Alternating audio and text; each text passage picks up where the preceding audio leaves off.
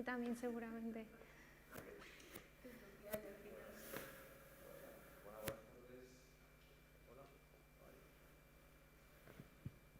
Bueno, muchas gracias por venir.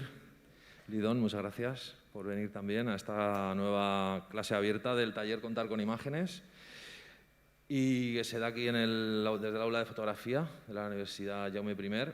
Y bueno, pues nuestra invitada de hoy es Lidón Forés, es licenciada en Historia en Comunicación Audiovisual y además exacto, con un máster en cinematografía, en dirección de cine. Y bueno, pues yo he tenido la suerte de trabajar durante muchos años con Lidón desde la docencia. Actualmente la dirige y es profesora del proyecto educativo fotosuelta.com, donde podéis encontrar un montón de info, de talleres presenciales que hace aquí en Castellón y además online. Y bueno, pues como decía, ¿no? Durante todos estos años ha sido siempre un gustazo escucharla conectar el cine y la fotografía, donde yo creo que hemos aprendido mucho de ese flujo que hay de transmisión y de permeabilidad entre ambas disciplinas. Y pues un gustazo que te hayas venido y que nos cuentes un poco de esas conexiones y nos deleites, ¿no? Con ese asunto. Y bueno, pues como siempre, no creo que Lidón tenga ningún inconveniente en que te hagan algún parón, ¿no? Te hagan alguna pregunta a lo largo de toda la charla, así que aprovechemos y bueno, pues espero que lo disfrutemos y nada, lo dicho, muchas gracias y cuando quieras. Bueno, primero gracias a vosotros por venir un día previo a festivo y encima con la que está cayendo, o sea que gracias infinitas, me siento súper en familia porque la verdad es que os estoy viendo las caras y todos habéis pasado, o casi todos, por las clases, así que bueno, gracias. Y lo que he venido a hacer aquí hoy es hablaros de esa relación entre el cine y la fotografía que siempre han estado súper unidos, pero desde un punto de vista un poco, me he puesto aquí a divagar. Lo que he hecho ha sido coger las cosas que a lo largo de estos años me he dado cuenta que más han llamado la atención a las alumnas y a los alumnos que he tenido en el curso de Historia del Cine, cuando hablo de esas personas, esos cineastas que han empezado a hablar de cosas de las que todavía no se habían hablado y además de una manera en la que todavía no lo habían hecho. He cogido algunos de esos casos, he divagado un poquito o voy a divagaros un poquito en torno a ese tema y voy a divagar un poco también en algún ejemplo en el que esa manera de contar las cosas se ha aplicado a la fotografía contemporánea. Entonces se me ha ocurrido, lo primero que me ha venido a la cabeza es dividir la imagen en diferentes formas de ser que tiene, autónoma, la imagen sueño, la imagen moral, bueno, lo vamos a ir viendo poco a poco. Y voy a empezar por la imagen autónoma. ¿Cuándo ocurre? ¿Cuándo se convierte la imagen en autónoma, en libre? ¿Cuándo sale de su jaula? ¿Y por qué estoy diciendo aquí que tiene una jaula la imagen? Pues tenéis que saber primero de todo, esto seguro que lo habéis visto o os suena, que la imagen en movimiento nace a manos de Edward Muybridge. Por cierto, esta presentación todavía la verdad que no he meditado de qué manera, pero os la voy a dejar colgada porque no me gustaría que estuvieseis aquí tomando notas todo el rato. La colgaré seguramente o en las historias de Instagram de Fotosuelta con un enlace para que lo descarguéis o en la página web, en el blog fotosuelta.com, ahí os lo dejaré. Entonces, lo que os decía, Muybridge hace nacer la imagen en movimiento cuando, bueno, supongo que sabréis la historia, una pareja de personas ricas apuestan entre ellas a que uno de sus caballos cuando corre pues vuela, ¿no? Prácticamente, que no toca el suelo cuando corre. Entonces le encargan a Muybridge que invente un sistema para que certifique eso de que el caballo de un señor con mucho dinero inglés vuela, y lo hace. Inventa un sistema en el que pone unas cámaras en el suelo, cuando el caballo corre, las pisa y salta la placa, se fotografía, y al poner una imagen al lado de la otra se dan cuenta de que si esas imágenes las pasan en movimiento muy rápido, pues eso, hay movimiento, ¿no? La imagen se mueve. A partir de aquí empezaron a surgir un montón de experimentos, empezaron a investigar de qué manera podrían documentar el movimiento de las cosas, de los animales, de las personas.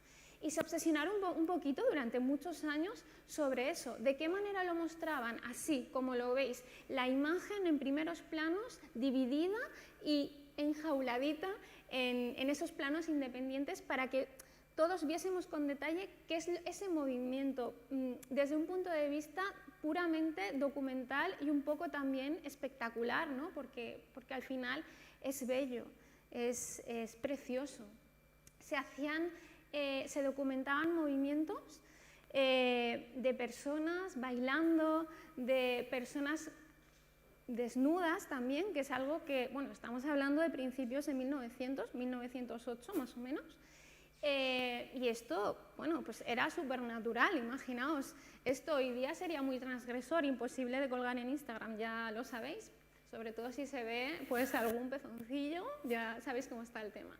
¿Cómo se ha trasladado esto a la fotografía? Pues a mí esto es un poco guiño, un poco ya cómico, pero Boris Mikhailov, que es un fotógrafo, autor conocido por un trabajazo que es Case History, un trabajazo dramático que, bueno, no voy a ponerme aquí ahora a desarrollar ahora porque se nos iría el tiempo, pero él, que es conocido por esos trabajos tan dramáticos, cogió este estilo fotográfico en el que los primeros planos están enjaulados, y en el año 92 se autorretrató a sí mismo en esta posición tan cómica con un montón de objetos sexuales, y lo hizo cuando, creo que fue cuando cayó la Unión Soviética, y un poco estaba denunciando el machismo, el autarquismo y el egocentrismo que había en esa época, en los 90, en torno a Rusia. Bueno, utilizó pues eso, esa estrategia narrativa para aplicarlo a sí mismo, para contar sus ideas, y me parecía un poco, no sé, curioso y divertido que supieseis esto. Volviendo más hacia atrás, más hacia 1900, ya nos vamos hacia los años 20, es imposible no mencionar a Eugene Atget, que es un referente cuando empezamos a hablar de cómo evoluciona la historia de la fotografía desde el punto de vista narrativo. Eugene Atget es conocido por, bueno, el padre de la fotografía documental, el padre de la fotografía de postal. Él vivía en París y documentaba la ciudad con gusto y porque sí. Si no recuerdo mal, se alimentaba de ser uno de esos fotógrafos que trabajaban por encargo en la ciudad. Pero además de eso, él se le ocurrió fotografiar porque sí, porque le daba la gana, a personas desconocidas. Yo recuerdo, mi padre que está aquí, cuando era pequeño, yo fotografiaba a una persona que no conocía de nada y mi padre me reñía y me decía, pero això per què ho portes a casa? Això, has tirat foto, has tirat a la basura a carret, ¿no? Imaginaos esto en 1920, en torno a esa época. Era una locura. Y él decidió fotografiar a estas personas solas, en ese plano abierto, entero, pero solas. De esta manera, nosotros, cuando veíamos a estas personas, que eran, por una parte tiene una serie de prostitutas y por otro lado tiene una serie de trabajadores, de trabajos pues, estándares entonces, ¿no? Él lo que está haciendo es, en un principio, documentar, pero a la vez ya había algo ahí que nos estaba queriendo decir, oye, esto va un poco más allá de lo mostrativo, aquí te estoy diciendo algo con la mirada. Aquí hay personas que, por ejemplo, nunca habéis estudiado nada de fotografía de una manera formal y entendéis lo que se están contando estas personas. Aquí hay algo detrás y os podéis imaginar una historia. ¿Cómo evoluciona esto? Pues en la misma época, si nos vamos de la fotografía y nos vamos hacia el cine, en esta misma época, en torno al año 22, se difunde, se exhibe lo que se considera, un poco entre comillas, el primer documental de la historia del cine, que es Nanook el Esquimal. Lo conocéis seguro, ¿no? Que levante la mano quien conozca Nanook el Esquimal. Vale, 4, pues pensaba que iba a ser más, perdona. ¿Por qué digo entre comillas lo de documental? Mirad, a mí no me gusta etiquetar, y es curioso porque es lo primero que he hecho aquí, etiquetar la imagen, pero bueno, no me gusta etiquetar porque etiquetar también es enjaular y es muy limitante. Esto es en todos los aspectos de la vida, ya lo sabéis todos, no tengo yo que ponerme aquí a contar nada, pero en el mundo académico es necesario. Y se le etiquetó de documental y yo en los libros cuando era pequeña, cuando estudiaba, ponía en todos los libros y lo sigo poniendo que esto es el primer documental. Sin embargo, si nos ponemos a investigar bien a modo científico, descubrimos que Flaherty, el director, lo que hizo fue un casting para elegir a esta familia. Se supone que aquí lo que nos está contando Flaherty es la vida de una familia de esquimales. Vale, pues aquí hizo un casting y, por ejemplo, él decidió elegir a la madre de la familia. La madre de la familia no es la madre real de la familia, es una actriz. Y, por ejemplo, para rodar los planos generales en el documental, él quería hablar de la unión familiar y del simbolismo de la unión familiar cuando rodaba el documental, y mandó construir un iglú más grande porque en la imagen quedaba mejor. Por tanto, lo de documental y lo que interpretamos por documental lo podemos entrecomillar bastante. Pero ¿qué es lo que a mí me interesa en relación a lo que estábamos hablando de esto? Que él es, dentro del mundo del cine, se supone que el primero, también entre comillas, en decidir hacer primeros planos al hablar de esta familia. Porque al hacer primeros planos, y estamos hablando, recuerdo, del año 22, lo que hace es también hablar de las emociones de esas personas y defender a esas personas como, pues eso, gente con emociones autónomas, con emociones individuales, con sentimientos que no tienen por qué ser similares a los del resto de personas de su familia. Y esto, que es algo muy obvio hoy día, en el año 22 en el cine no era nada obvio.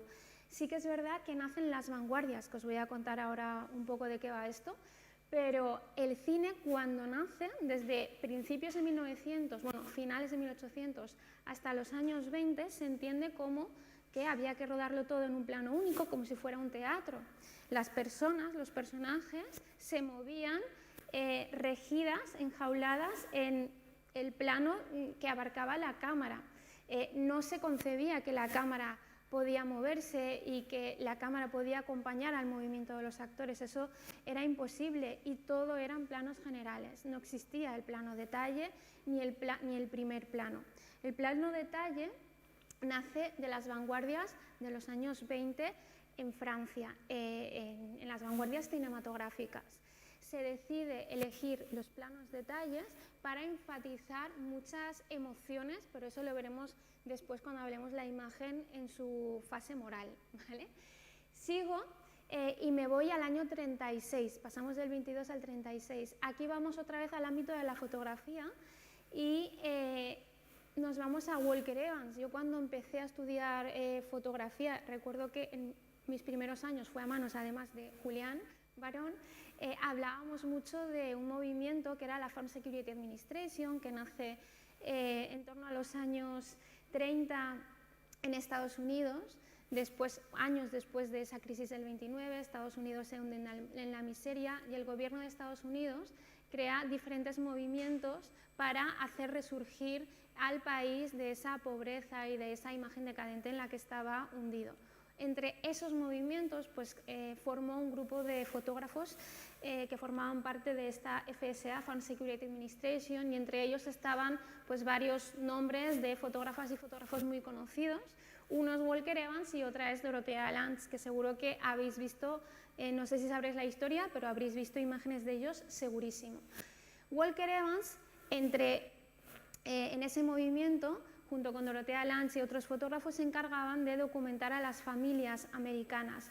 Me parece que la intención que tenían era la de atraer al turismo extranjero a Estados Unidos, entre otros objetivos. Y la verdad es que con lo que se encontraron pues no lo llegaron a conseguir porque eran emocionalmente muy fuertes, muy tristes, la verdad, de ver, contaban historias bastante duras.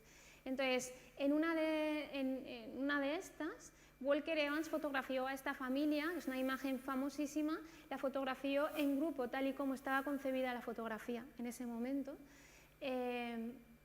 pero él había recibido influencia de otros compañeros que había tenido antes, Paul Strand, y previamente había recibido la influencia de Eugène Atget, que habíamos visto antes del francés, y decidió acercarse más en un primer plano a esta familia. Y de la misma manera que Flaherty-Nanook defendió el primer plano como algo en lo que nosotros empatizar hacia algo emocional, hacia algo individualista, único, especial, él lo hizo acercándose con primeros planos a esta familia. Es un poco como que utiliza la misma estrategia narrativa para pues eso, hacer lo mismo, ¿no? Para acercarnos desde esa manera a esta familia. Y Dorothea Lange pues, hace lo mismo con la famosa trilogía de las madres, que son 3 fotos que están hechas en diferentes años, el 36, 38 y 39, donde también, pues, a raíz de ese primer plano, de ese acercamiento que también bebe mucho de Paul Strand, y de todos estos anteriores que hemos mencionado, ella pues nos lleva a un estado muy emocional muy fuerte, acercándonos a estas madres que miran al pasado, al presente y al futuro, pero eso también lo veremos otra vez después. Y bueno, a partir de aquí elegí esta imagen como imagen para hablar de esta charla, ¿no? Para promocionarla, que une a dos autores que a mí siempre me han gustado mucho y seguro que conocéis. Uno es, ¿lo sabéis esta imagen? ¿De qué peli es? Vivir su vida, de Godard, y la otra, seguro que sí, aquí los alumnos de Julián lo tienen que saber. Qué fuerte, no le sale, no le sale. Es End of an Age de Paul Graham, es la foto de portada del libro. ¿Y por qué he elegido en relación a esto estos dos trabajos que he cogido como imagen de la charla? Porque, bueno, me parece bastante especial el principio de vivir su vida, porque Godard aquí recoge precisamente la misma estrategia narrativa que he venido diciendo, pero la lleva ya a los años 60, que es un contexto en la historia del cine en el que dicen, bueno, hasta aquí hemos llegado. El cine hasta entonces, sí, bueno, ya habíamos llegado a esto de los primeros planos, ya la cámara se movía, pero las historias eran muy similares todo el tiempo. Las vanguardias que nacieron en los años 20, que venían a contar cosas que nadie se atrevía a contar y estas cosas, que luego también detallaré un poquito mejor, bueno, eso ya como que se había olvidado, y en los cines comerciales lo único que se exhibían eran películas que pues eran inicio, núcleo y desenlace.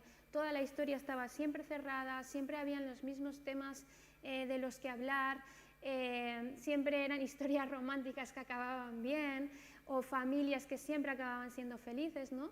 Y todo estaba rodado con una composición, con una normativa compositiva perfecta, con una estética bella, perfecta, idílica. Llegan en los años 60 los franceses y dicen, bueno, ya estamos un poquito hartos, vamos a meterle un poquito de frescura al tema, ¿no? Y nace la Nouvelle Vague, las nuevas olas. Uno de los padres de la Nouvelle Vague es Godard, pero podríamos hablar de bueno, un montón de nombres aquí inabarcables. Os voy a poner el principio de esta peli para que entendáis de qué estoy hablando. Y no lo he dicho, pero obviamente cortadme porque esto es una clase abierta, no lo interpretéis como una conferencia, esto es una clase abierta y como cualquier clase tenéis que interrumpir, ¿eh? Podéis hablar.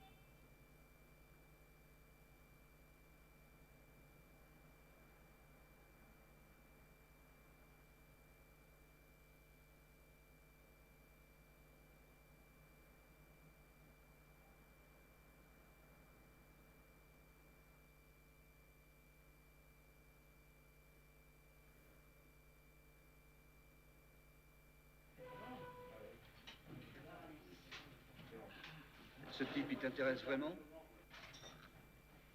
Tu sais, je ne sais pas. Je me demande à quoi tu penses. Il a plus d'argent que moi. Qu'est-ce que ça peut te faire? Qu'est-ce que ça peut te faire? Qu'est-ce que ça peut te faire? Qu'est-ce que ça peut te faire? Ça ne va pas, non? Non, rien. Je voulais dire cette phrase avec une idée précise. Je ne savais pas quelle était la meilleure façon d'exprimer cette idée. Ou plutôt, je le savais. Mais maintenant, je ne sais plus. Alors que justement, je devrais le savoir. Ça ne t'arrive jamais? Tu ne parles que de toi. Tu ne peux pas parler d'autre chose. Parce que tu es méchant. Je ne suis pas méchant, moi, Nana. Je suis triste. Je ne suis pas triste, moi, Paul. Je suis méchante. Ne dis pas n'importe quoi. On n'est pas au théâtre.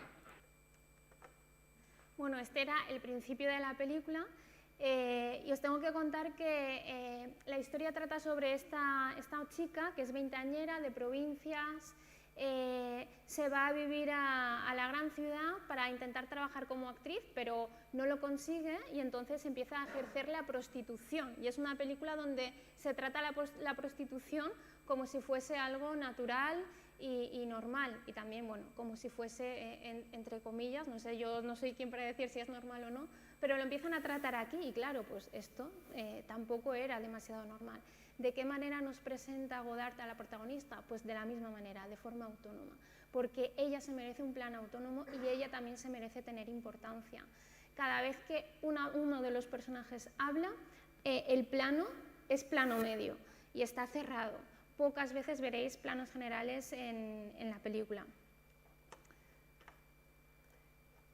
Como recuerdo, esto es una clase abierta, supongo que aquí hay personas que están con la idea de desarrollar un proyecto, sea fotográfico o del tipo que sea, así que me encantaría que cualquier idea, chispa, conexión que hagáis en la cabeza la anotéis y luego, si nos da tiempo o si no después, por la vía que queráis, me lo comentéis, ¿vale? Porque esa es mi única finalidad aquí, que es que os nazcan ideas, ¿vale? O que se remueva algo por ahí y no os cortéis en cortarme.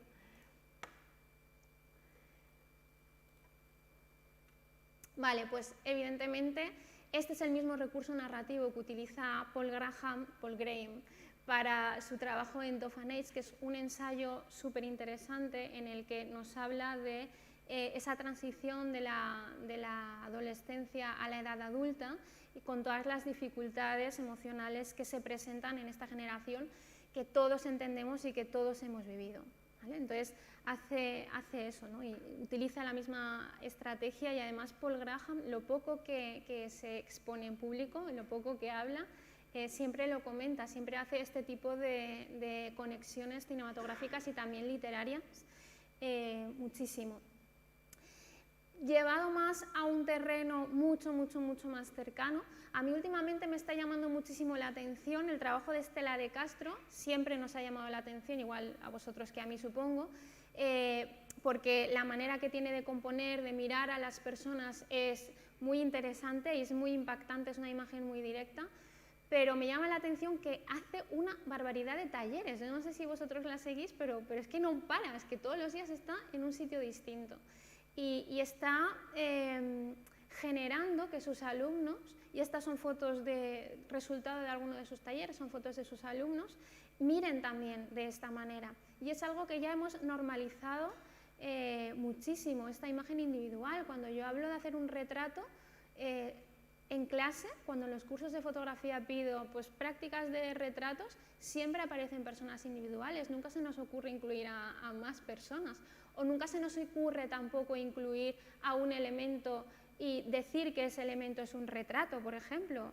Yo puedo hacer una habitación de un adolescente y eso lo puedo defender como un retrato también, ¿no? Parece que nos cueste salir, ¿no? de esta imagen enclausurada ahí. Pero bueno, os lo dejo ahí, a ver qué pensáis y hago un cambio a la imagen en su forma onírica, la imagen de sueño. ¿Qué se os viene a la cabeza cuando hablamos de cine o de fotografía y de sueño, de imagen onírica? Yo creo que a la mayoría os vendrá a la cabeza el surrealismo de Buñuel, ¿no? aunque muchos ni siquiera hayáis leído nada sobre Buñuel, porque me pasa muchísimo en los cursos todos estos años. Todo el mundo sabe quién es Buñuel, pero nadie ha visto una película suya entera. ¿Sabes? Me pasa más de lo que os pensáis. Entonces, ¿cómo nace la imagen sueño? ¿Cómo nace la imagen onírica? Pues a partir de los surrealistas, pero los surrealistas realmente no hablaban de los sueños. Los surrealistas eran unos vanguardistas que tenían su código, digamos, que decía que para que una obra fuese vanguardista tenía que romper el orden ético, lógico y moral. Y a partir de aquí, para llegar a esas historias que rompían el orden ético, lógico y moral, pues lo que hacían era utilizar imágenes que venían un poco de las ensoñaciones, que hacían referencia a eso, porque también si decían lo que pensaban de una manera explícita, se arriesgaban a ser arrestados. De hecho, cuando proyectaron por primera vez Un perro andaluz, que es un cortometraje que habla precisamente de los pudores que sentimos, aquí he elegido dos imágenes representativas de eso, dos fotogramas de Un perro andaluz. Bueno, cuando presentaron el trabajo para hablar de los pudores, sobre todo de la burguesía, les denunciaron y fueron arrestados y luego liberados, pero les denunciaron porque la gente lo veía como algo inmoral, y es que la imagen sueño va unida a la inmoral, que es la que vamos a ver después. También me parece interesante de la obra de Buñuel, que evolucionó, ya sabéis, muchísimo a lo largo de los años, destacar el trabajo de El ángel exterminador, que si no lo habéis visto es obligatorio, o sea, no podéis salir de aquí sin haber visto El ángel exterminador, por Dios. Esta es una de estas películas que siempre me dicen, sí, es mi película favorita, ¿pero la has visto? No, pero es mi película favorita porque he ido a hablar de ella y me encanta. ¿Qué es lo que tiene de especial esta película? Pues aquí Buñuel también refleja, bueno, nos enseña casi de forma explícita aquí los pudores de la burguesía, eso de que intentan ser perfectos, en los años 60 estamos hablando, pero realmente pues no lo son, obviamente.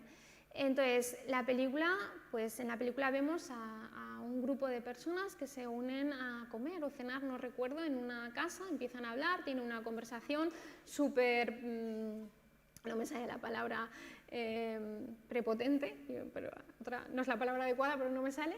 Y el caso es que sin darse cuenta intentan salir de la casa en la que están, se despiden y intentan salir, pero siempre ocurre algo, hay alguien que cuando una persona va a abrir la puerta de fuera para salir, alguien le llama o le dice algo y nunca llega a abrir la puerta. Siempre hay algo que les hace no poder llegar a salir nunca de la casa y muchas de las veces es por quedar bien, ¿no? Por seguir hablando con las personas que le están interrumpiendo.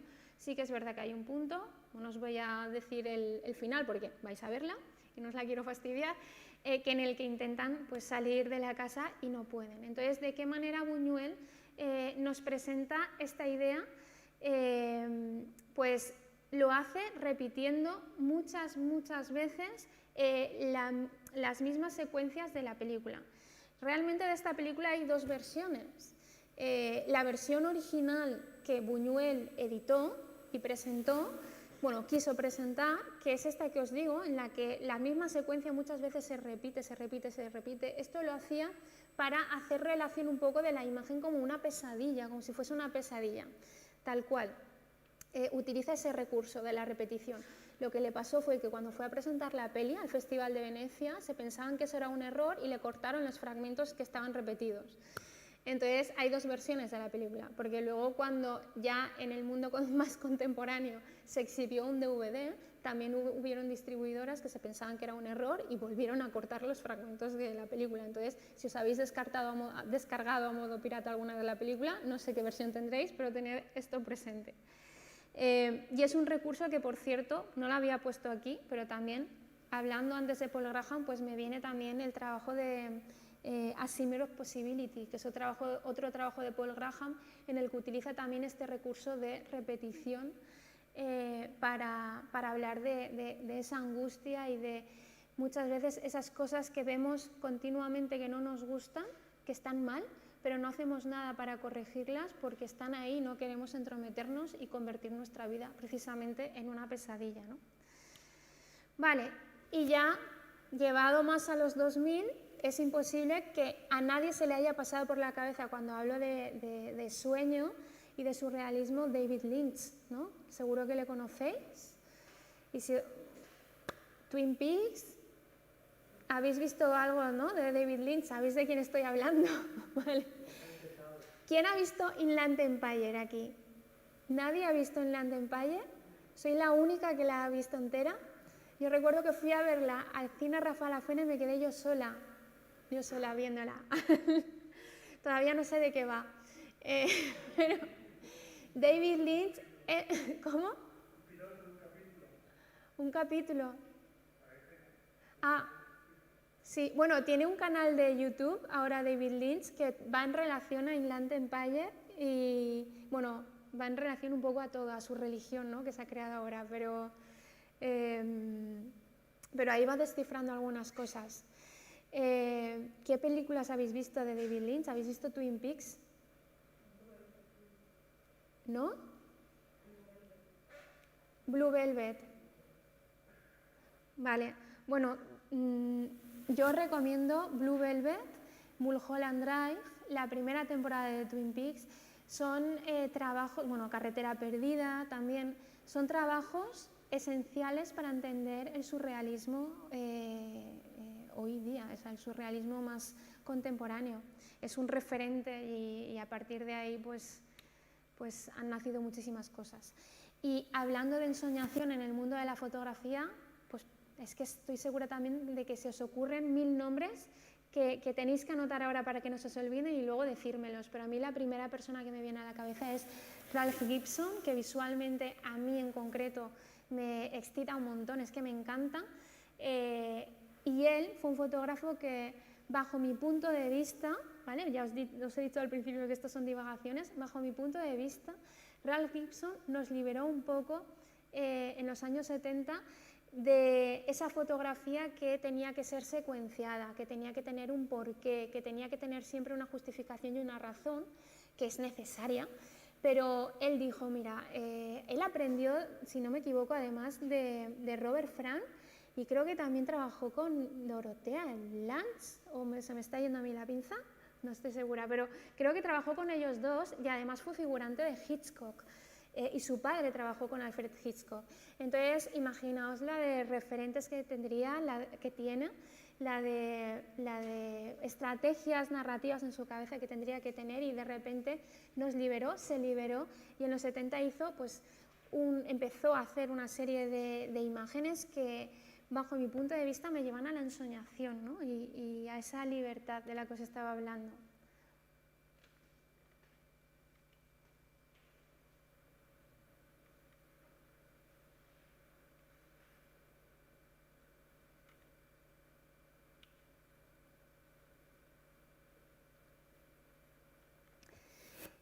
Y hablando también de ensoñación, otra de las personas que me vienen a la cabeza es la japonesa Rinko Kawauchi. Voy a hablar bastante de Japón porque a mí me tira el corazoncito mucho hacia allí. Rinko Kawauchi tiene muchísimos trabajos, pero en concreto a mí me llama mucho la atención Aila. Aila significa en japonés apretar los dientes y seguir adelante sin mirar atrás. O sea, esa es la traducción de Aila en japonés, ¿vale? Apretar los dientes y seguir para adelante, ¿no?, como seguir tu impulso. Entonces, ella en el trabajo Aila, y bueno, realmente en gran parte de su trabajo, nos habla de esa sensación de sigue para adelante y no mires atrás. Aila es un trabajo que nos habla del flujo natural de la vida y de la muerte. Y creo que os he traído el fotolibro aquí.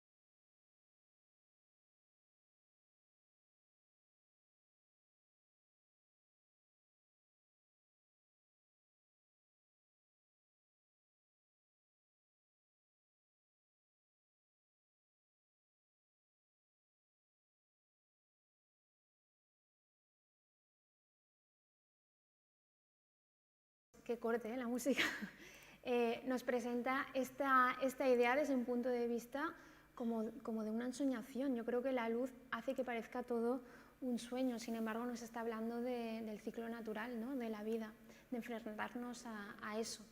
Esta era la portada original del libro. Y bueno, cambio a hablar de la imagen en su forma moral o inmoral realmente, que realmente pues también va hilado de los surrealistas que os hablaba, ¿no? de un perro andaluz.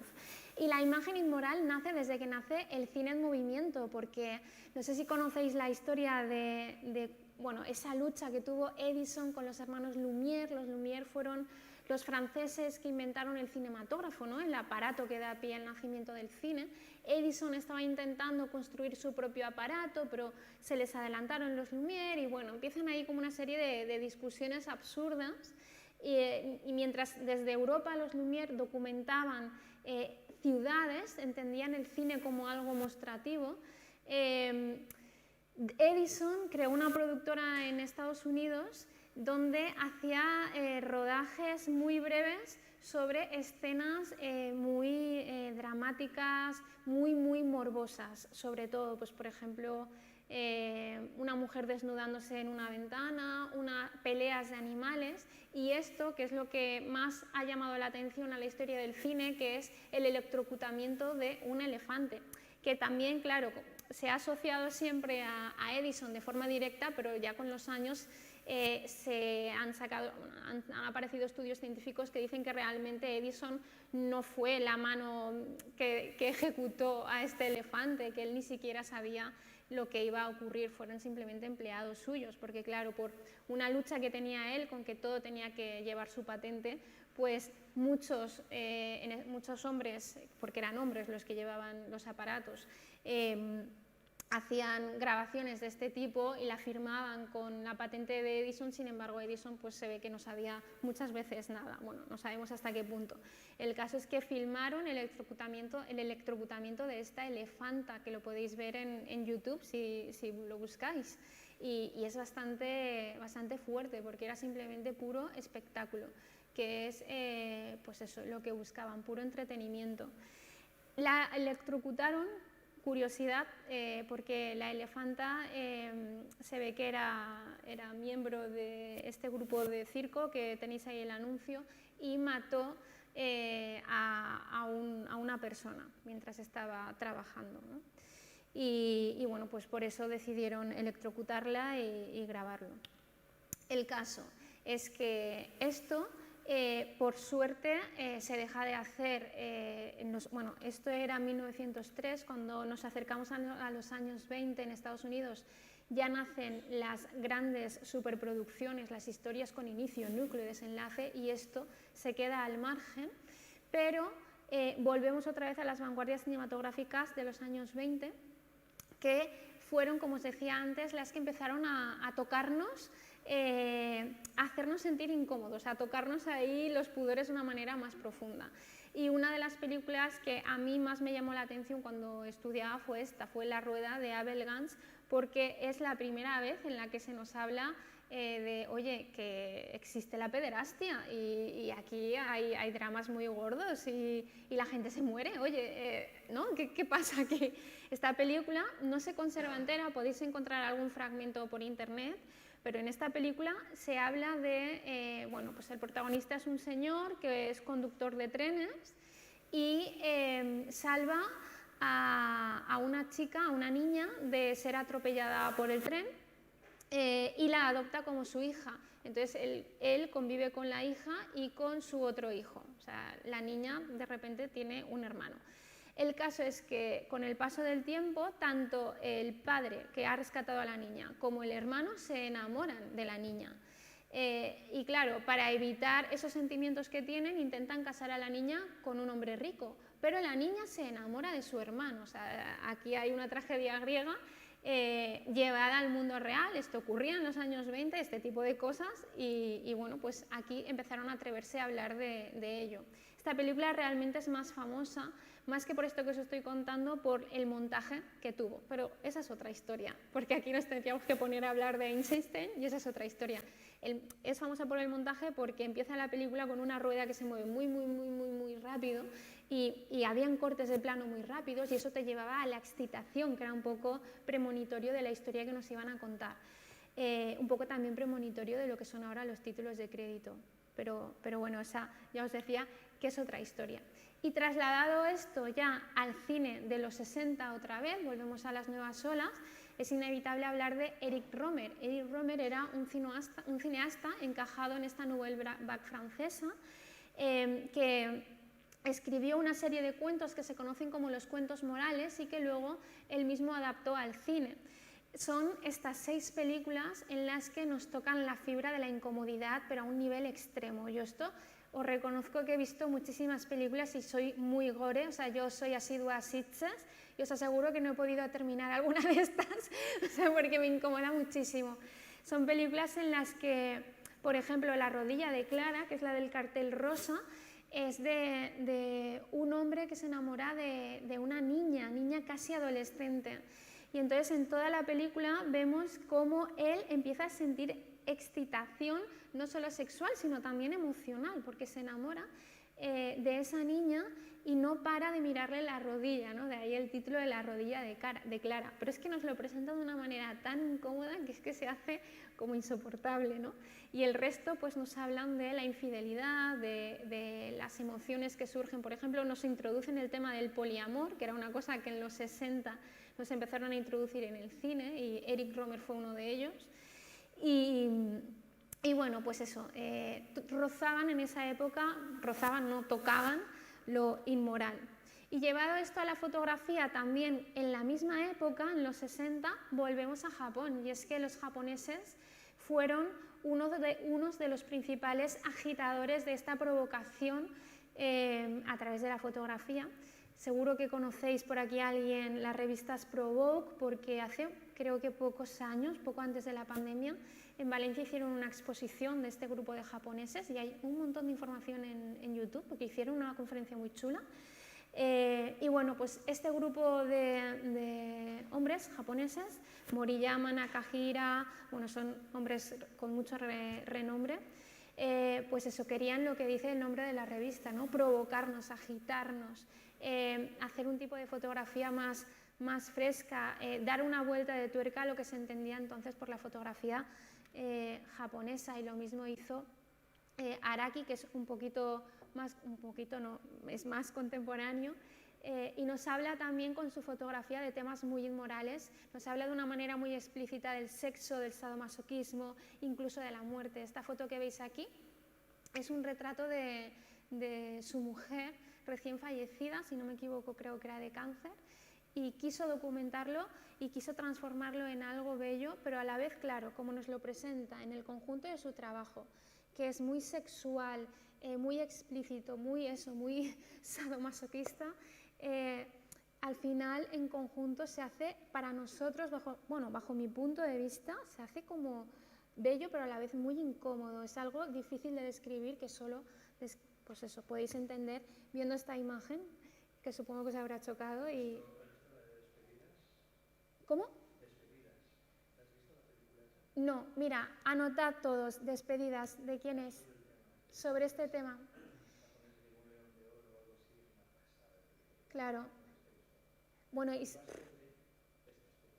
claro, es que sobre esto hay muchísimo trabajo, porque también a mí cuando pensaba esto me viene a la cabeza el retrato de Susan Sontag, una ensayista sobre la fotografía, que le hizo su pareja, que era Annie Leibovitz, que para mí es durísimo de ver, pero eso ya entra dentro de cada uno, porque voy a hacer ahora 36 años y a mí la muerte me da miedo, entonces no quiero verla, esto ya entra dentro de cada uno, ¿no? Claro, sin embargo, cuando empezamos a leer la justificación de estas personas de por qué querían ser fotografiadas una vez fallecidas, porque en el caso de Susan Sontag ella se lo pidió y pidió a su mujer que difundiese esa imagen, además porque lo veía como algo necesario, a mí me echa para atrás, me da miedo. Sin embargo, cuando lo leí encontré todo el sentido del mundo, porque lo que intentaban estas personas era naturalizarlo, no nos han educado para enfrentarnos a esto. Esto todavía se concibe como algo inmoral, el fotografiar un cuerpo así, ¿no? Inerte. Me recuerda también pues, el trabajo de Nemini Parco de Jesús Monterde. Él ahí introduce una foto de su gato que para él es algo súper importante. Su gato recién fallecido, y él cuando habla de esa imagen llora, pero también explica que es necesaria. No sé, esto es un tema muy peliagudo y moral, ¿no? O moral, que hablábamos antes. Y bueno, cambio para pasar por encima sobre ese estado de la imagen por dentro, la imagen familiar, la del álbum de familia. Esa lucha es la que más me cuesta hacer a mí en los cursos de fotografía, sobre todo en los de iniciación a la fotografía. Cuando hablo del apropiacionismo fotográfico, que también ocurre en el cine. El apropiacionismo es cuando yo me apropio de imágenes que no he filmado, grabado, disparado yo, y le doy un valor a esas imágenes, cuento otra historia distinta con ellas. Si esto está bien, si no está bien ahí, pues no sé, esto es una discusión que podría ser muy larga. Yo creo que mientras esté explicado, mientras yo justifique el por qué he hecho eso y obviamente tenga un sentido narrativo y no haga daño a nadie, creo que está bien. No voy a hacer como algo romántico el robar imágenes, obviamente, pero para mí es un discurso que tengo muy asumido y que está bien. Sin embargo, me doy cuenta que sigue llamando mucho la atención cuando lo cuento en las clases. Para mí un referente súper especial en este aspecto en el mundo del cine es Jonas Mekas, que si no le conocéis tenéis que ver, buscar también cosas suyas.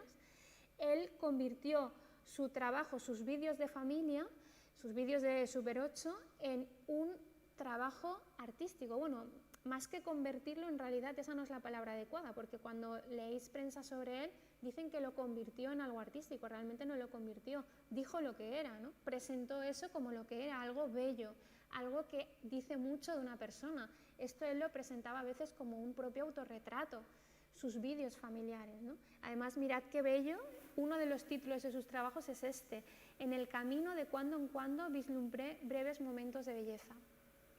¿Vale? Yo creo que es precioso.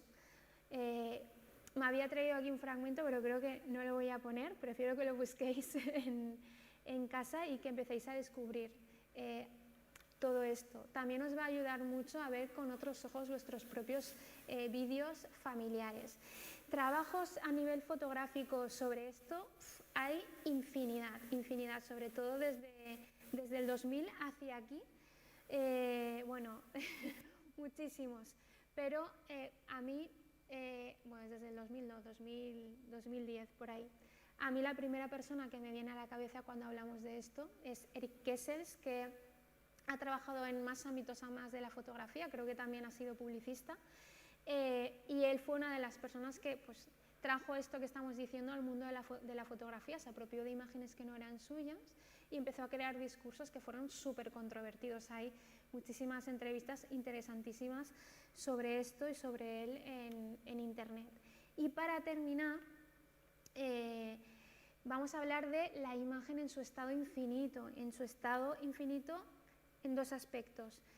Infinito en cuanto a aquello que se sale del marco de la imagen, que sabemos que está ahí pero que nunca alcanzamos a ver ni a saber qué es lo que está pasando, y en cuanto a eso que sí que vemos dentro del cuadro, dentro de la imagen, pero que no nos llegan a decir, que no sabemos seguro si nos están hablando de eso o no. Me centro. Primero de todo, La soga de Hitchcock. Esta, todos la habéis visto, ¿no? ¿Sí? No. La soga es una peli de Hitchcock en la que se utiliza un plano secuencia, que en realidad, bueno, no es un plano secuencia porque hay, por cuestiones técnicas, no sé si fue una o dos veces, tuvieron que cortar. Un plano secuencia es cuando una escena está rodada sin ningún tipo de cortes. En este caso, toda la película está rodada sin ningún tipo de cortes, con la misma película. Por cuestiones técnicas fue que pues, se les acababa la película de la cámara, no habían rollos suficientemente largos, entonces tuvieron que parar para cambiar de rollo. Pero toda la película está rodada así y por eso es famosa. Pero lo que a mí me parece más interesante es que cuando empieza la película vemos desde el principio a dos chicos que acaban de, creo que ahorcar, bueno, han matado a una persona y la esconden dentro de un baúl que sirven de mesa. O o sea, que utilizan luego de mesa. Le matan, siguen hablando de una manera normal, como si no pasase nada, y nunca llegamos a saber, por lo menos, bueno, parece que nunca llegamos a saber por qué le matan. No hay una justificación de por qué hacen ese acto. Estamos hablando del año 48. Esto era muy difícil, muy difícil de entender, porque normalmente tú, en este tipo de películas, bueno, si sabías quién era el asesino desde el principio, sabías por qué había asesinado y sufrías por si le descubrían, ¿no? O si no, estás todo el rato queriendo adivinar quién era el asesino y siempre había un porqué. En este caso nunca hay un porqué. Y aquí ocurre un desfase de conocimiento. Ese desfase de conocimiento es el suspense que se le asocia a Hitchcock, ¿no? ¿Cómo asociamos, cómo se lleva esto a la fotografía? Pues un ejemplo clave es entender el trabajo de Lorca di Corsia, que tiene nombre italiano pero realmente es americano. Lorca di Corsia es un fotógrafo que ha trabajado como publicista y también como fotógrafo documental, artístico, de proyectos, como queráis llamarlo. Su primer trabajo, si no me equivoco, o por lo menos el que hizo cuando era muy joven, me parece que tenía 20 años o muy poquitos, fue este. Eran una serie de fotografías en las que él buscaba ubicaciones con una luz perfecta, idónea, muy cinematográfica, que a él le llamasen la atención, muy bellas, y entonces se imaginaba, pensaba una situación, un retrato en esa escena, en una hora, con una luz concreta. Cuando tenía ya la imagen en su cabeza, al principio llamaba a sus amigos para que se colocasen en la escena de una manera determinada, y posteriormente, cuando ya empezó a viajar de forma autónoma para hacer este trabajo, si no me equivoco, lo que hacía era pagar a chicos para que se colocasen durante un determinado tiempo para hacer la foto de la manera que él decía. ¿Cómo les decía que tenía que colocarse? Pues siempre mirando hacia fuera del marco. Eso es lo que conocemos en el mundo de la fotografía y del cine como fuera de campo. Lo mismo, a nosotros nos presenta esta imagen, pero nunca llegamos a saber qué es lo que está mirando, qué es lo que está pasando fuera del marco que le está haciendo reaccionar de determinada manera a la persona que está dentro, ¿no? Otra vez aquí encontramos un suspense, y esto es una estrategia narrativa que yo en las clases veo hasta la saciedad. O sea, es una cosa que se utiliza muchísimo porque es fácil y bueno, y es bastante motivador también, ¿eh? Que diga que se utilice mucho no significa que está mal, ni mucho menos. Vale, seguimos ya con esa imagen infinita, pero en cuanto a las emociones. Eso que se cuenta con la mirada o con la imagen, pero que no se dice verbalmente. Esas emociones al final que son infinitas, que tú no estás seguro si el personaje está sintiendo eso, si no, pero te lo hacen sentir de alguna manera. Y en esto el genio fue Rossellini, Roberto Rossellini. Rossellini fue conocido es conocido por ser el padre del neorrealismo italiano. El neorrealismo italiano es un tipo de cine que nace de la posguerra en los 40 en Italia.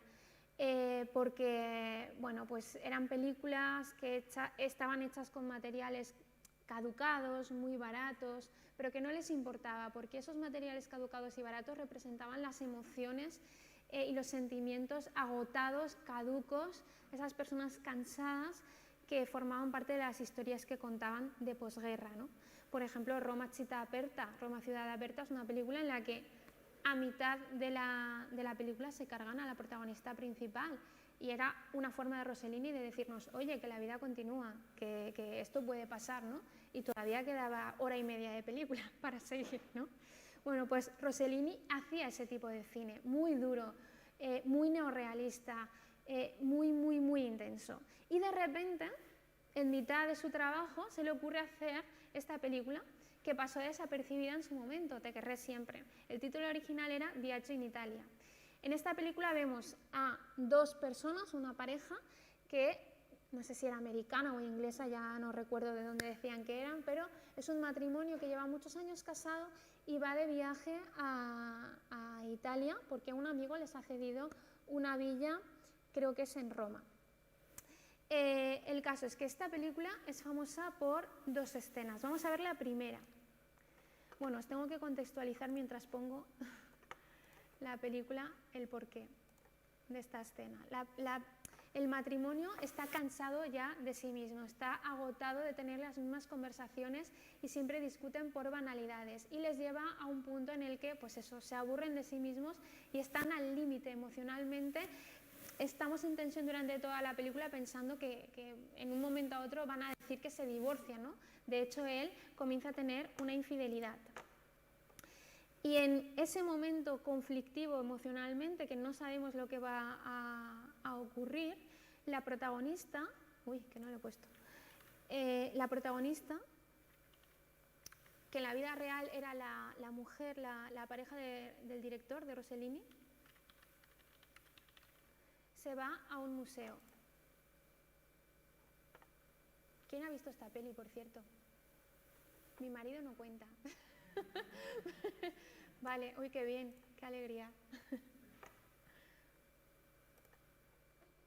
Very well. Did you buy a ticket? No. You go inside. I'll get it. Just a second.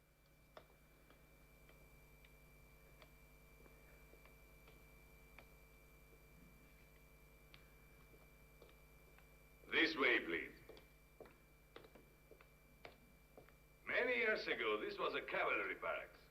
In 1700, King Charles made a museum of it.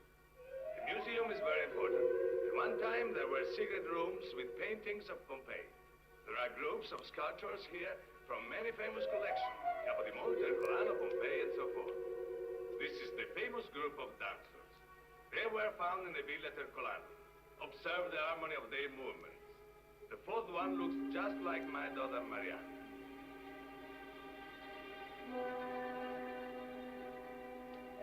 This satyr was in a villa at Pompeii.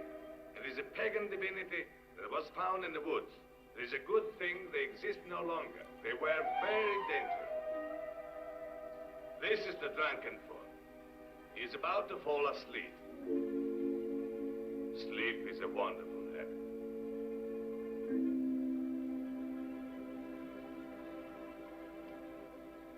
Here we have a young discus thrower, a Greek. And here are the emperors. This is Caracalla. He built the famous public baths in Rome. He killed his brother right in his mother's arms. This is Nero. You must have heard of him. He has the face of a baby, but he was a madman. He burned Rome and killed his whole family, even his mother. Tiberius. He spent almost all his life on the Isle of Capri because he liked to live well. He was a little crazy too. He used to feed his slaves to the fishes. Funny emperors, don't you think, lady? This is the Venus I like most. She's not as young as the others. She's more mature. Don't you agree, lady? Perhaps I wouldn't know. And over here is the marvelous Farnese Hercules. It was found in the baths of Caracalla and Rome. It is over 10 feet tall, 2,200 years old. It shows Hercules resting on a club. It looks like everybody takes a rest around here, except me. Oh, it's wonderful. Now there's the famous Farnese Bull, carved out of a single block of marble. It's over 12 feet high, and it was restored by Michelangelo. It's said to be the largest marble group in the world. This group represents the sons of Antiope, Amphius and Zeus, who, to avenge their mother, tied the cruel queen Dirce to the horn of an angry bull.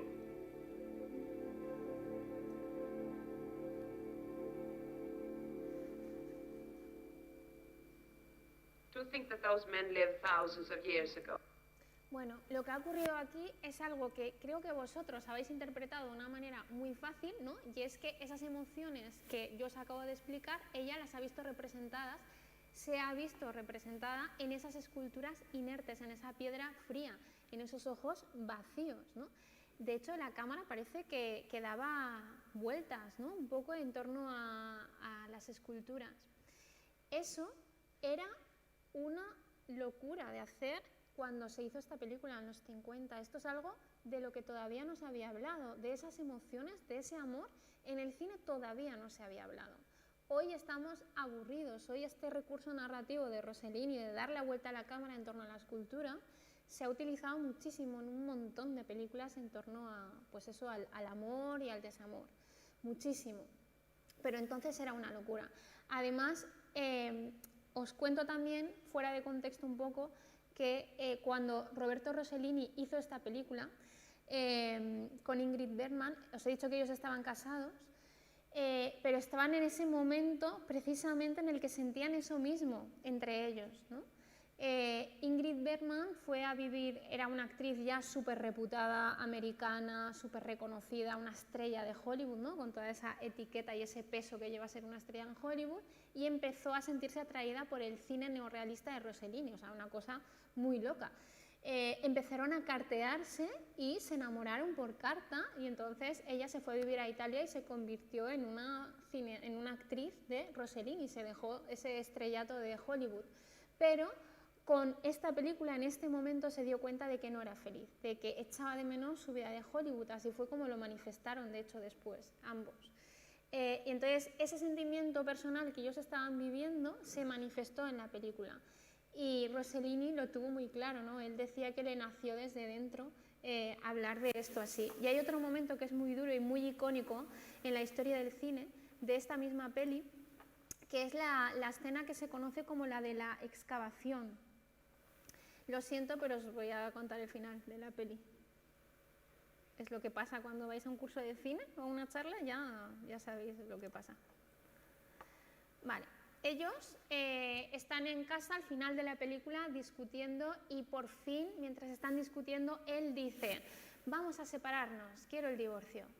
Y entonces ella se queda así, patidifusa, y en ese momento aparece un amigo y dice, tenéis que venir corriendo porque hemos visto, están haciendo una excavación y parece que hay algo ahí, van a encontrar algo, venid y miradlo. Entonces la conversación se corta y nos encontramos ya en plena excavación. Que os he de decir que esto no estaba dentro del guión de la película. Rossellini se lo encontró en el entorno en el que estaban filmando y decidió introducirlo. Y ocurrió esto.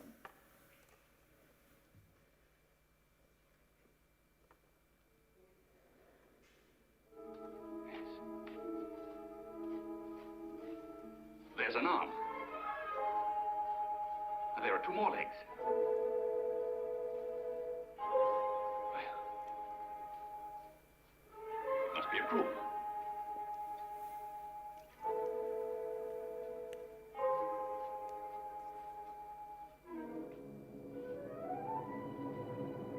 In the house of Menandro, they found the remains of 9 people.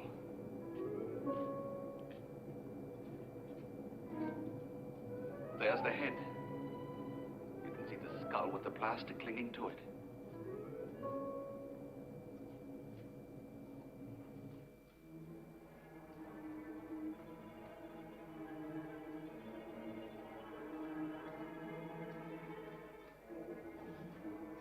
And now the skull bones and the teeth, both remarkably well preserved.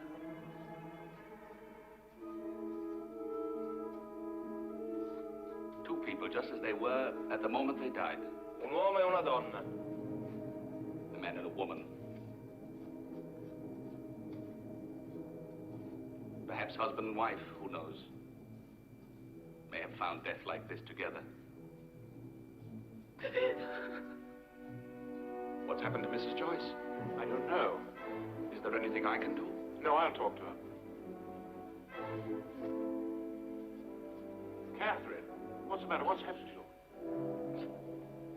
Oh, Alex, this is too much. I can't stand it any longer. Please take me home. I want to go home. I don't want to stay here any longer. Well, if that's what you want, but we can't relieve these people like this.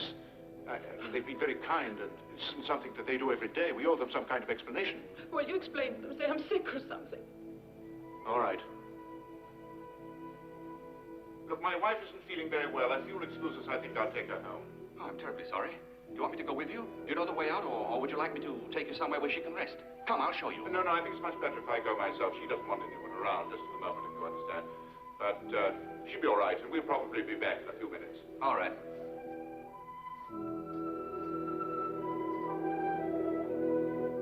Is this the way out? Yes, that's right.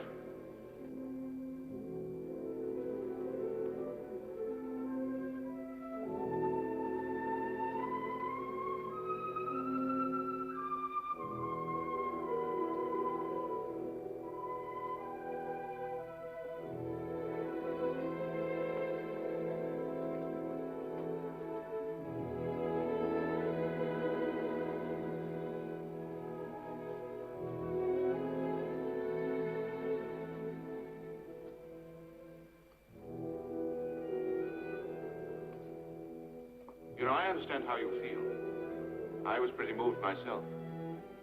But you must try to pull yourself together. Oh, did it affect you the same way? I've seen so many strange things today that I didn't have the time to tell you about.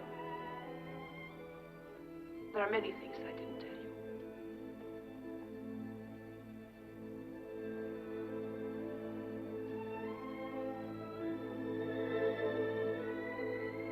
I'm sorry I answered you in such a stupid way when I came back this morning. Why? Our situation is quite clear. We've made our decision. You don't have to make any excuses.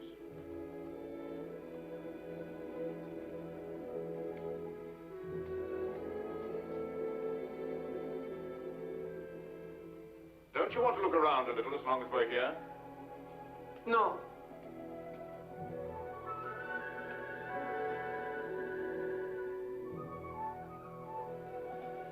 Nothing here that brings back old memories? Oh, stop it. Must you continue to harp on it? I'm sick and tired of your sarcasm. We have decided to get a divorce and that settles it.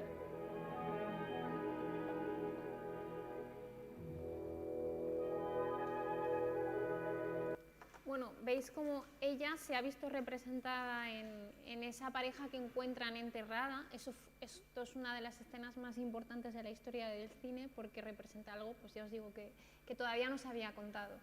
Y bueno, se ha transportado a muchísimas obras de todo tipo. Por ejemplo, me viene ahora Guérin en construcción, le pasó algo parecido, también hay una excavación, ocurre algo parecido, aparece en la película, bueno, en el documental. Y seguro que os viene algo a la cabeza. Entonces ahora viene un momento en el que van andando hacia el coche y no se dicen nada, y en el coche se encuentran con una procesión Didn't want a child. And now I agree que with les you. ahoga. You were quite right. You had much more foresight than I did. Imagine what it would be like to have a child involved in this. It would make the divorce even more painful. Painful? Is it going to be painful for you? Well, more complicated.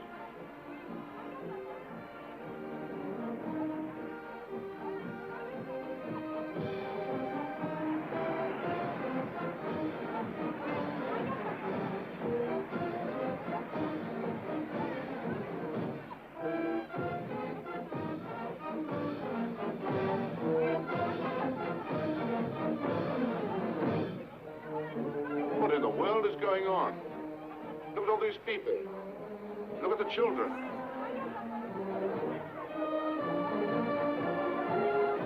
Oh, this is awful. We won't get through for hours. Alex, listen. Are you sure we're doing the right thing? Are you suddenly getting sentimental? Listen, Catherine, we've been honest with each other up to now. Don't let's spoil everything.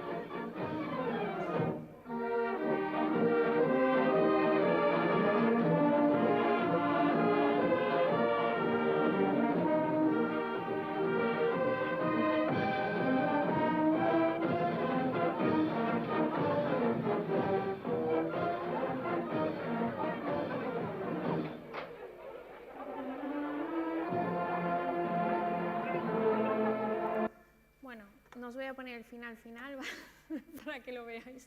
Pero el caso es que la procesión empieza a convertirse en algo angustioso que les atrapa, les mete hacia adentro del barullo de gente y les separa hasta el punto de que no pueden ni alcanzarse.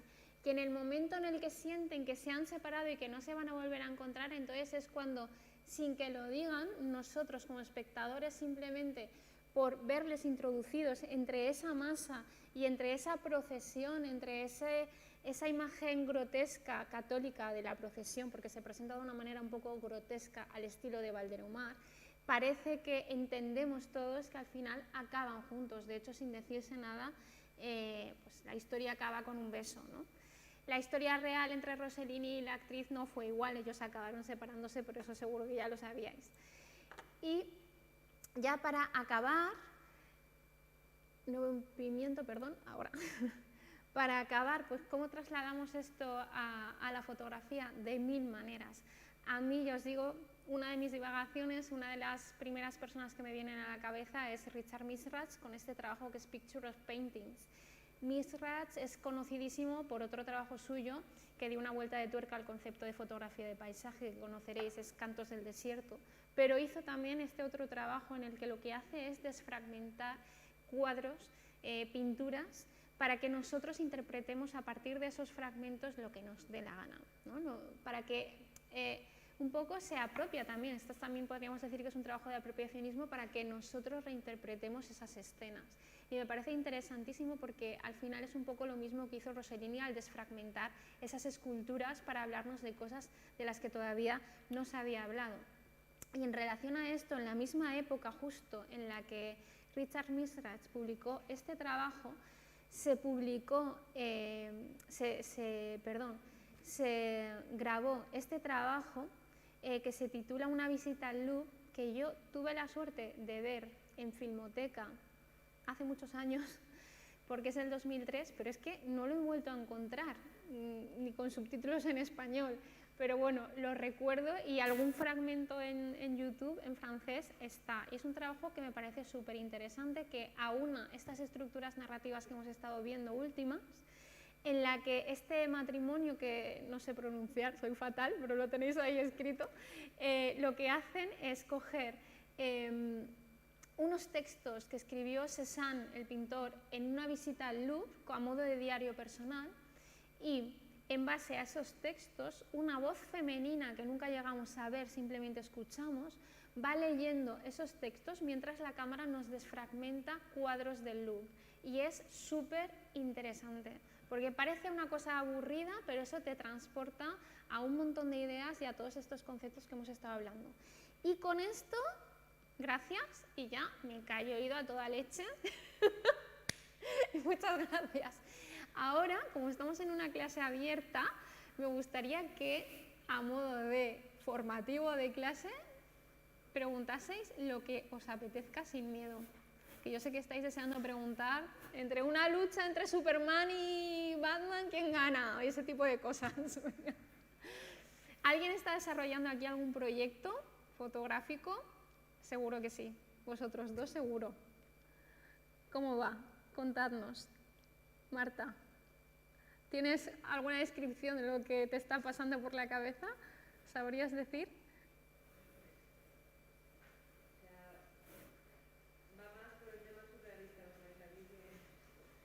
Esto, ya os decía, son puras divagaciones. Podríamos hablar de la imagen en 1000 formatos. Es que mientras estaba hablando y preparando esto, pues podríamos hablar de el Kubrick también, todo el trabajo de Kubrick, ¿no? Que también es una ensoñación. La imagen infinita, la de Tarkovsky, la de Béla Tarr. O sea, es que es tan largo esto. El cine es algo que está en casa de todos continuamente, a todas horas, que utilizamos para tantas cosas, que es infinito. Entonces, quiero que me digáis que eso os ha pasado por la cabeza, para hacer conexiones y que os ayuden a desarrollar lo que tengáis en mente.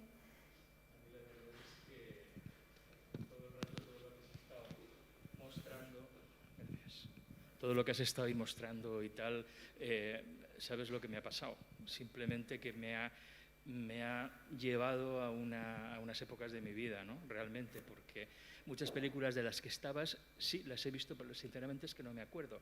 Pero te digo, hubo una época muy interesante para este tipo de cine, que yo considero no es excesivamente comercial, en la época de la década de los 70 y 80, que yo era jovencillo y yo hacía Super 8 y estas cositas, entonces podías ver este tipo de películas en cineclubs, pero que eran lugares, por ejemplo, te estoy hablando antes de la muerte de Franco, que habían algunos movimientos que nos juntábamos por ahí para ver cosas que no se podían ver en los cines, o incluso después asociaciones de vecinos, lo que se llamaban los teleclubs. No había televisión en casa y entonces se crearon sitios donde había una televisión y la gente iba a ver televisión, pero aparte se proyectaban películas.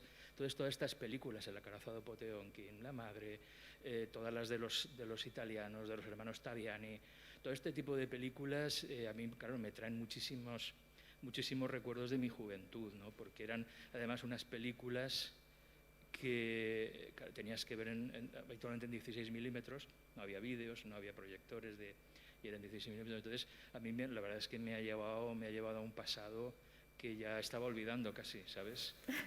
A mí esa época me encanta porque Franco tenía ascensores encargados de revisar que todas las películas que se exhibiesen no hablasen ni de religión que no fuese la católica ni que fuesen en contra del régimen. Estas películas solo las podías encontrar y ver en ese tipo de sitios. Tú en los cines lo que había era mucha película en aquellos tiempos, mucha película de karate, mucha película de destape de los tiempos de, pues eso, del Esteso y el Pajares o como se llamase, y mucha película también de las de miedo de Paul Naschy con El hombre lobo y los de Drácula y yo qué sé, este tipo de películas eran las más comerciales, que yo me acuerdo que con 25 pesetas de la época, que ahora no sé cuánto será eso en euros, no es nada, me parece, 25 pesetas, ¿no?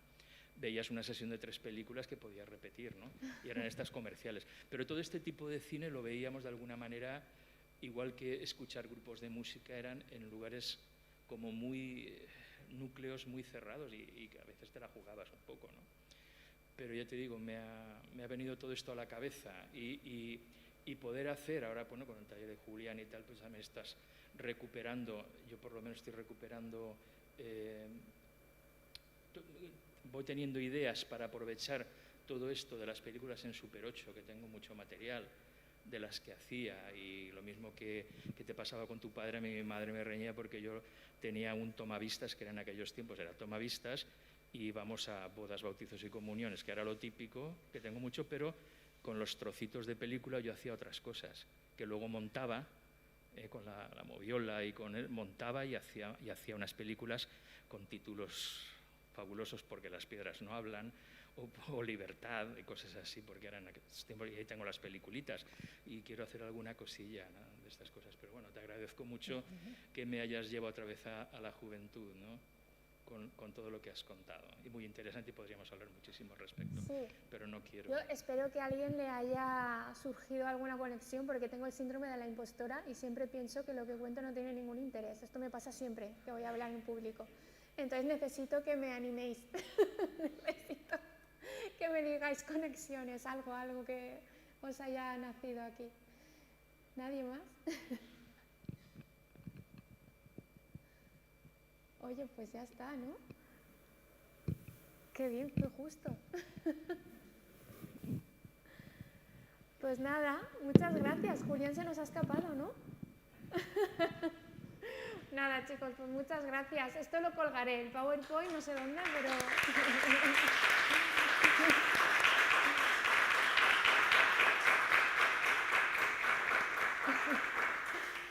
Lo colgaré seguramente en Instagram con un enlace o en el blog de la web, ¿vale?, de Fotosuelta, el Power, por si queréis tener la referencia sin más. Y nada más, gracias.